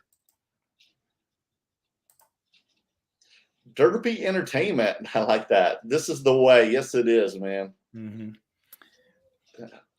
So I wonder if any of the people yet on the East Coast. No, it's not even out on the East Coast yet. Yeah, WonderCon sounds more fun. Are you going to set up a WonderCon? Or are you just going to? I've been trying to set up these comic shows. They won't respond to my inquiries about the table, Oh, no. So I don't know. But I think we need to get into one of these Comic Cons at some point. But they're expensive, dude. They are? Yeah, they're expensive. So WrestleCon was $500 a table. It's more than that. Oh, really? Like Mo says he's going to set up at LA Comic Con, and he told me it's $1,500. $1,500 per table? That's national pricing. Jeez, that's more than national pricing. So some of these things are not cheap. I don't know. But we got to figure out. We got to get to one of these. Yeah, shows. You got to sell some of those vintage X-Men comics if you pay for that table. I might have to sell myself to get right for this. You know what I mean? Yeah, we're going to only do that when we know we can guarantee you getting paid for these autographs. Yeah. So we might try to go to like a smaller show. Maybe Seattle Comic-Con would be kind of cool. I don't know, something else. Speaking of shows, we're going to be trying, me and Merlin are talking, we're going to be trying to go to like an East Coast show. We're thinking Chantilly, maybe later in the year. And then, right. And then or maybe even Nashville. I don't know how those are. We're playing with the idea of going international. So who knows, guys? Who knows? We'll see. Yeah, because, Cindy Lee Investor and J.E. Reich, T. Reich 415, they've been enjoying it. But I'm still, my mind right now is really focused on the national, like building up my inventory to take it to the national. Even though the national is like, when is it? July? It's in very end of July, beginning of August. Okay. Even though it's like 4 months away right now. 4 months. Oh, it's longer than that, buddy. July. We're in March and now. 3 and 8 is 5 months. Yes, 5 months. Yeah. July. Is it? You said End of July. End of July. Okay. August. Even though it's like 4 to 5 months away, I still feel like it's not enough time to prepare. You know what I mean? Yeah, and then us doing all those shows last year, it was very easy to deplete our inventory. Yeah. So we had to find ways to stock that inventory up for the national. Whereas I think you and I talked, and it's better to have our best A game for the national. What I learned about the national is you got to have rare stuff. It doesn't matter the pricing. You can have entry level pricing or unique stuff even. Yeah, you can have entry level or even high end, pricing, but you got to have unique stuff to compete at the national. So I have been curating as many rare one of one items as I can find, and I still feel like I don't have enough to fill up 3 cases worth of stuff. So anyway, so that's what my mind is on, to be honest. J-Can, my 3 booths at San Diego Comic-Con cost $10,000. Jeez, how do you make your money back? Yeah, and J-Can, I make a profit. That's crazy. How do you make a profit? You got to sell a lot. How much do you sell to make it worthwhile? Yeah, you know what I mean? How do you get back into the green?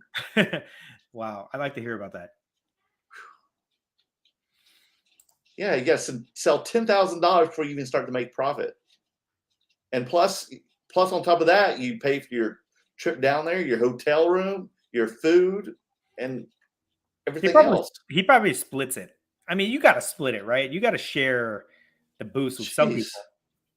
Oh my God, City by the Bay. I've been stocking up on vintage Pokemon and modern wrestling. Be a very smart idea, City by the Bay. I was thinking about this too. With wrestling cards, you can collect vintage, right? You can collect the vintage stuff, but it's just so much more fun to collect the modern stuff to me, It is. The vintage wrestling cards, the only vintage wrestling I would want right now would be the 82 All-Stars, and maybe below that Japanese cards of like the ones you showed us, the one from the toy and all that. Yeah, stuff like that. But it's just, for me, it's more fun to collect these modern wrestling cards. Yeah, because I had a few that I was getting during trade night at the National last year, and I bought a lot of the vintage, like the Andre the Giant Japanese cards and stuff. And man, they didn't even last a day in my display case. They were graded already and everything. Andrew, the National is going to be probably even more crowded this year than the last. The hobby is in a pretty good place right now. IMO. I think so too. Despite what the naysayers, the negative Nancys, the card Karens, despite what they say about the hobby, and they want to make you be discouraged and bring it down. Personally, I think the hobby is as active and exciting and vibrant as ever. Well, they're even expanding the space at the Chicago National this year. Yeah. That area that we were in? Yeah. That you and Brian and I went to last summer? That wasn't even open during the National. Oh, they're really? They're using that space because, that was not used. Wow. And they're using that space as a corporate area. Wow. I'm excited. I'm excited. It's going to be so much fun. So it's bigger. J-Can, sell T-shirts, chokies, have to move cheap volume. Oh, yeah, I can see that. Or tchotchkes, right? Tchotchkes, not chokies, tchotchkes. J-Can, kind of sucks. Been doing 25 years, live local cost, mostly booth. Wow. Very cool. Very cool. Interesting. All right. T-shirts. A lot of people sell T-shirts. There must be good margins with the T-shirt sales, huh? Yeah, well, you don't even know. I'm actually going to do a side hustle at Wrestlecon where I am charging $10 per autograph that the great curator gives. We should. I'm going to do it. I'm going to do the Trump style. I'm going to give you $1 for every 10 I make. We need to have T-shirts. We need to have some type of T-shirts that we can sell at Wrestlecon. Well, I think Paper Gemz said he's working on that. Okay, if he doesn't come through, somebody design us a T-shirt so we can sell it. I want a T-shirt of me jumping off the top rope, holding a chair, but instead of a chair, it's going to be a slab, and I'm about to hit Merlin on the head. Ooh, boy, okay. Somebody do that, please. Why are you always torturing me, man? LA Card Guy, David, a lot of times people don't make their money back at the show, but it helps expose their brand to new clients. Yes, we know. That was our experience all last year. And that's why our side podcast with some investor was called the Break Even Club. Yeah. For that same reason. Yeah. It was more about exposure. Yes. Let's see. J Can, t-shirts, good volume, good margins, low cost. We've got to invest in some t-shirts, Dan. City by the Bay. Dan, I want to see you rock a PSA slab chain. Yeah, we've got to get them. The only slab chain that I've ever seen out there, besides the really expensive custom ones, is Show Your Slabs makes a custom one. That's the one Daps has for his Kurosawa. Yeah, but it's too bulky. It's too big for me. The big piece of acrylic that holds the it's got to be heavy on the neck. Yeah, so I don't know. I want something more elegant. I want I've been telling Slab Mags to make some type of adapter for their slab mags that I wear that around. But we'll see. We'll see. Eventually you'll see me wear one.